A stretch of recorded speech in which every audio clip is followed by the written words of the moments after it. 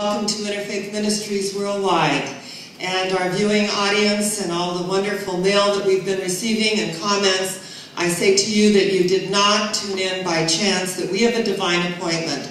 Those of us who are here and those that are viewing on the web, the World Wide Web, and also on Facebook, which I get so much feedback.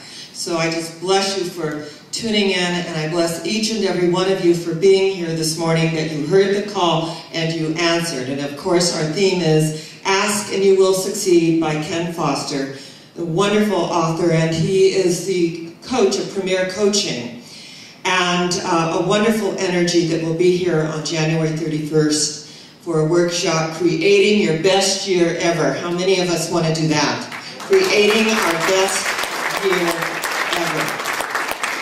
And what is so great about his work is that he asks the potent questions. And today we're talking about energy and you. How many of us would like more energy? You know, many of us would.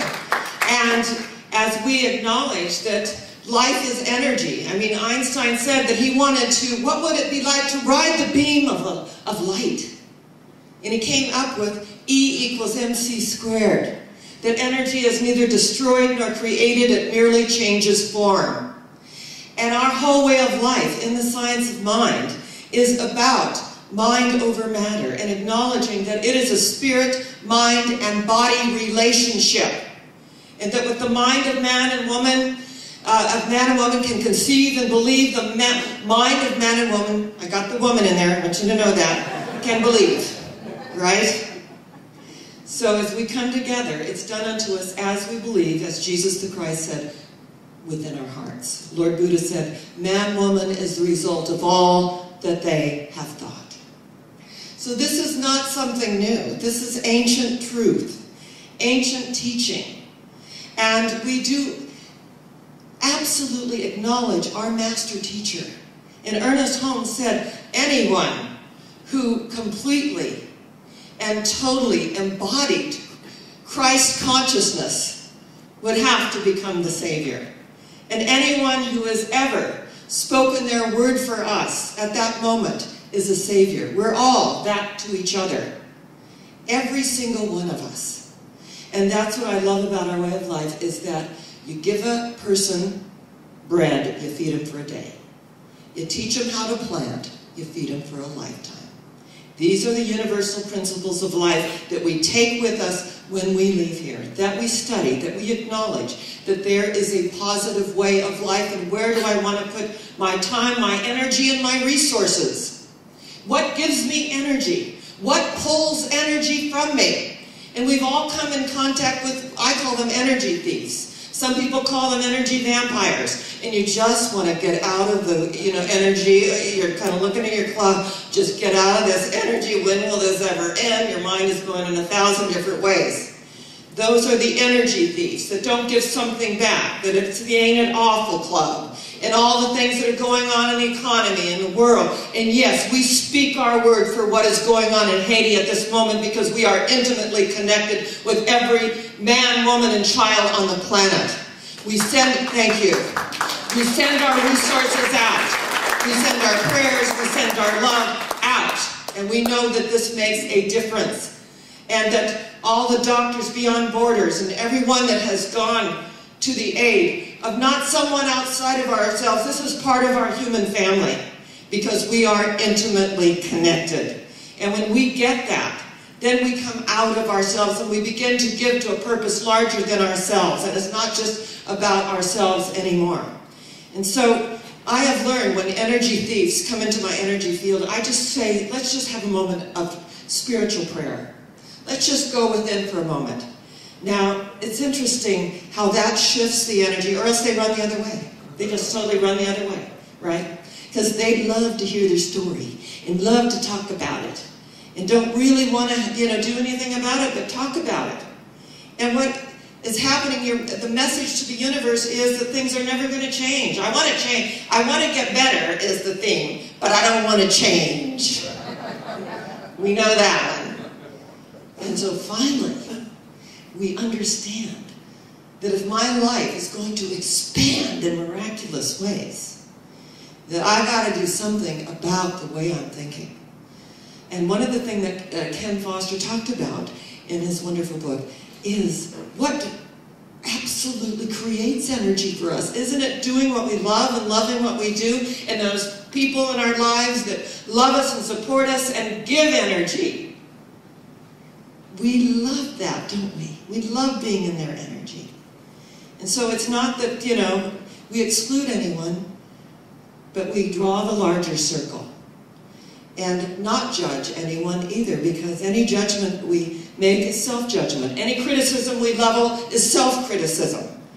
And if we could love enough, if we could extend the love to ourselves enough, we would be the light of the world, and everyone and anyone who comes within our energy field is healed and uplifted in our presence.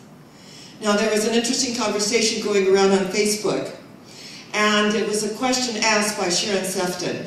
And she said, why do some people get it? They get who they are, they get the relationship to the divine in really relatively easy. And others need a sledgehammer to get it. Why is that? That created such a conversation about energy. It created a conversation about why is it that I need the brick coming through the wall to hit me in the head to get my attention? Where is it that I don't listen in my life? What is it that I need to do to propel myself forward? Where is it that I can be more spontaneous and be myself and not worry about what the world outside of me thinks of me, and totally and completely be myself? And I can remember in the early years of my ministry, there was a darling little woman. She meant well, and she came to me, she goes, oh dear, I think you should just be a little softer and more feminine in your talks. I said, I am who I am, and I will attract to me who I am. And if you don't think I'm feminine, then you've got a problem with that, right?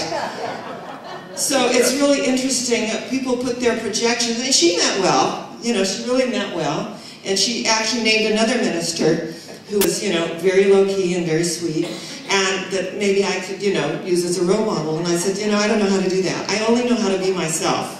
Sometimes it gets me in trouble, but you know what? That's life. It's learning, it's growth, it's expansion. It's being who we are. And when we are who we are, it's like the bumper sticker I saw, be yourself. No one is more qualified. Think about it. No one is more qualified. And to love ourselves just the way we are and just the way we are not, and to keep growing and expanding and not looking outside of ourselves. So when we look at energy and we look at the health picture, and those that have immediate spontaneous healings when they have been diagnosed with terminal diseases, they have 4 things in common. There was a study that was taken. And the first one is they believe in a higher power, a universal intelligence that is greater than they are, that they can tap into and use that power and that presence. They all have that one thing in common, that I believe in God, whatever I conceive my God to be, whatever name I put on my God. Allah, Yahweh, Buddha, life, first cause, Father, Mother, nature, Great Spirit, whatever name we put on it, that there is a power in the universe greater than we are, and we can use it. They had that in common. And the second thing they had in common is they made a connection, a valuable connection, and that was, maybe my thinking has something to do with where I am today. Maybe I need to shift my thinking. Now, I remember on Oprah that Deepak Chopra was being interviewed, and he was talking about cancer patients, and there is a cancer personality. And that one woman stood up and she was incensed and said, how dare you say that I caused my cancer? This happened to me. He said, I didn't say you caused it. I said you were a participant in it.